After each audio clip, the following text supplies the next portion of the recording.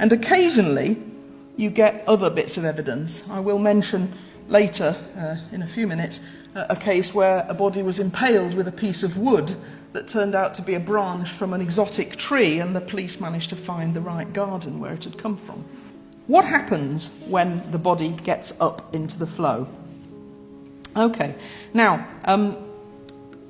what actually happens, and here's our erstwhile body again, is that river velocities, particularly in flood conditions, they move relatively slowly near the bed, and they move much faster towards the top. The peak velocity is just below the surface, actually.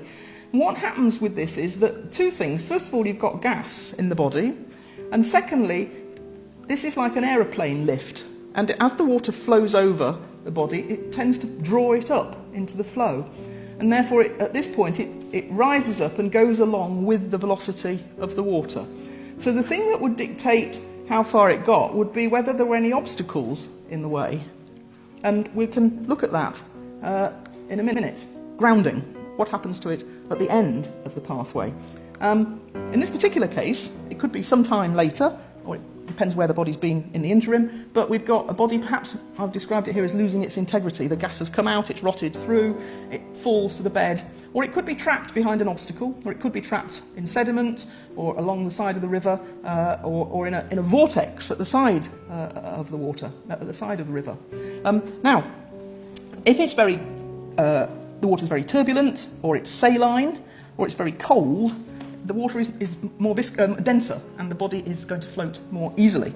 So we've got quite a complex modelling job here to work out where the body might go in this particular instance, and where it might be redeposited. Now, using that information, on the second run, the next day, also high tide, we managed to reconstruct the pattern exactly, and we were able to establish that the body had gone into the river here, and had gone upstream right up here, and then back down again and grounded here. So we managed to do it exactly.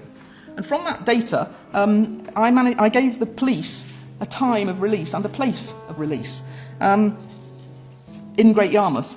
And fortunately, the police had actually, and remember now 6 months has gone past because of the tidal cycles, the police had archived some CCTV footage from a doctor's car park, a waiting room car park.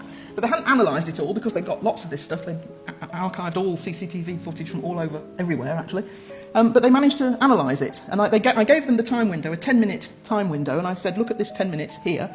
And they looked at the CCTV footage, and they saw a car go down to the river in the window I'd given them. And after the CCTV footage was cleaned up, they could read the number plate. And I can tell you now, there's my analysis. I won't bore you with the timing, but it was the husband that did it. Thank you.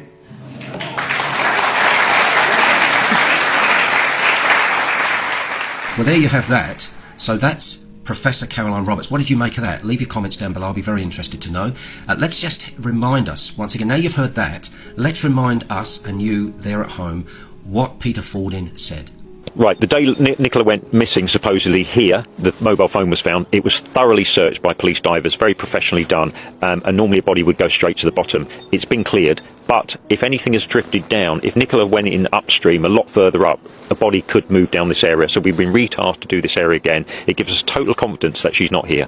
Then I don't know where she's gone. She's disappeared off the face of the earth, and I'm pretty confident in saying that. Right, this is a very tidal river, so the tide comes in, the tide goes out. We worked on a job a few years ago where a sheep was being carried down on the current on the ebbing tide, and on the flooding tide it would come back to the same place every night, a dead sheep.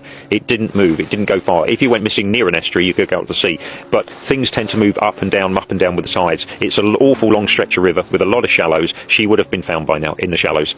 Yeah, it's very difficult. They may have been signs unless she tripped and went head first into the river. But again, I stress this, that if Nicola had gone in that morning, that day, at this point, I believe, like us, we're divers, that police divers would have found her that day. That's what this mystery is all about. It's very strange. Now you've heard what Peter Fordin has said. Does that make more sense for you now? There are many anomalies in this case,